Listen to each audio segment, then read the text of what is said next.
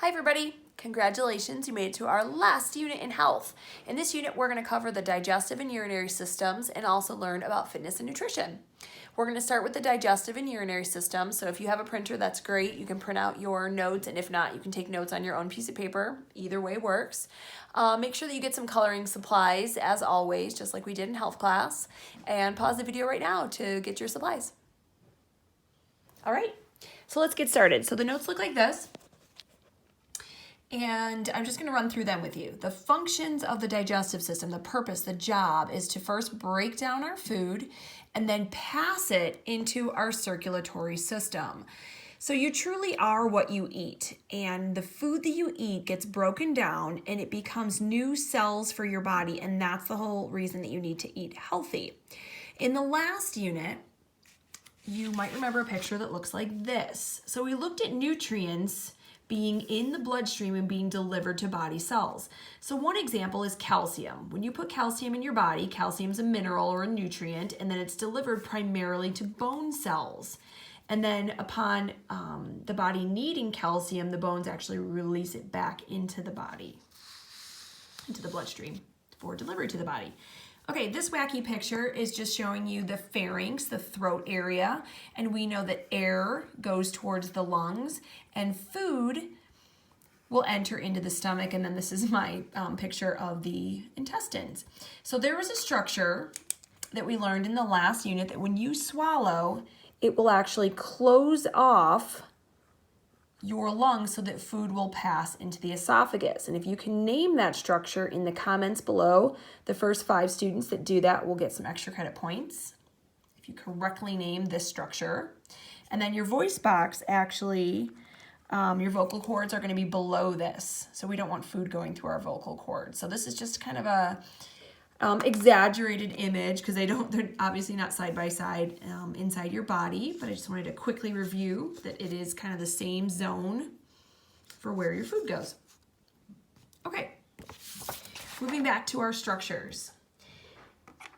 So we first need to break down our food with the mouth, pass it into the esophagus. Nothing fancy happens in the esophagus. It's just a muscular tube. It takes about 10 seconds or so for your food to make its way down there. Once it's inside the stomach, it's going to churn. There's muscles inside there, and then there's all kinds of acids and things like that to help break down your food inside the stomach. Then it will make its way through the sphincter muscle and into the small intestine. And the small intestine is really where all the exciting stuff happens. Your small intestine is about 23 feet long, and that would be the outside of the intestine. But inside the intestine, we have what are known as villi.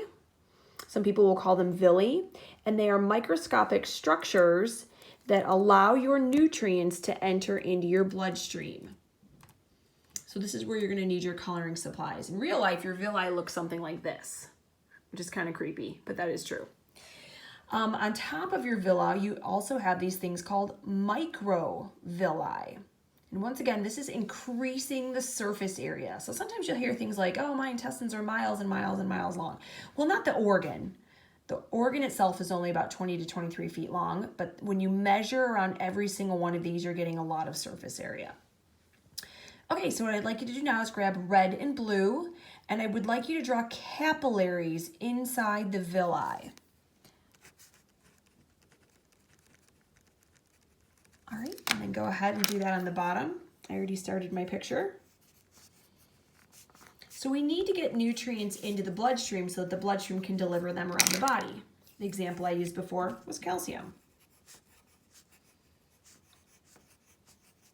Okay, so food from your stomach, it's going to be a big sloppy mess in here, is then going to make its way into the intestines. And here's where the nutrients are. So I'm going to do an N for nutrient, just like we did before. And nutrients are going to go whoop, right into your bloodstream, which is the picture that we saw here. Okay, so this is a lot smaller than us looking at an entire organ right here. And that's how your nutrients get into your bloodstream. Okay, moving along. After the nutrients have been absorbed, then your remains are going to end up in your large intestine, and your large intestine is then responsible for helping to prepare for elimination. Food does not go through your pancreas or liver.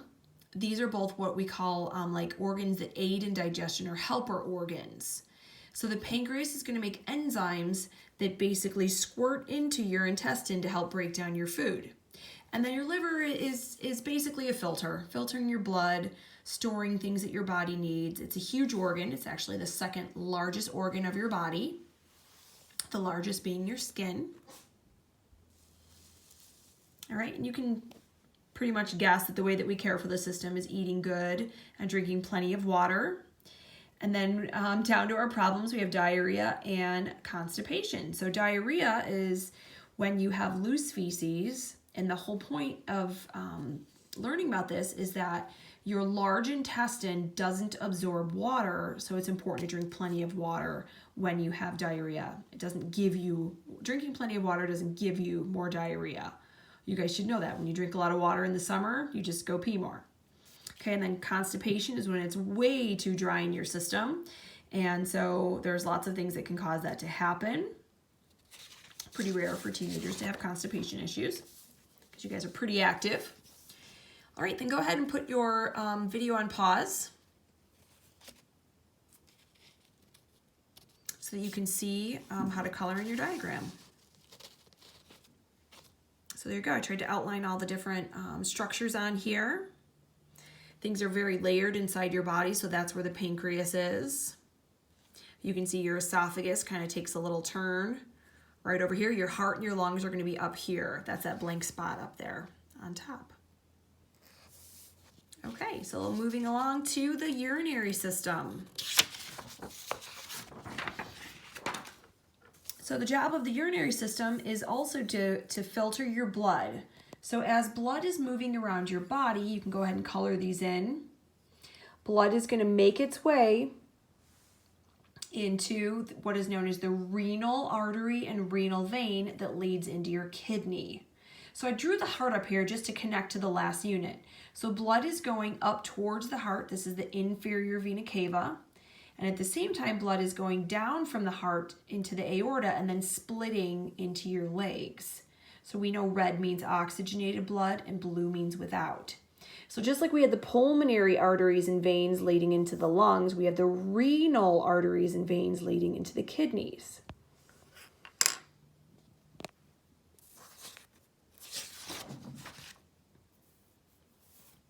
There's not much to the urinary system, just a bunch of tubes.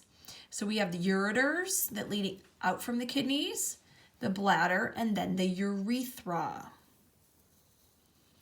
Some problems that can happen with the urinary system would be urinary tract infections and kidney stones. Once again, it's really important to drink lots of water so you can prevent these things from happening.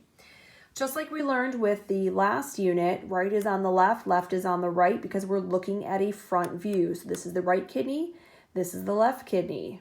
Then you have our tubes that are bringing urine down to the bladder where it's stored until you urinate. All right, that's the basics of this unit. I hope this helps you. If you guys need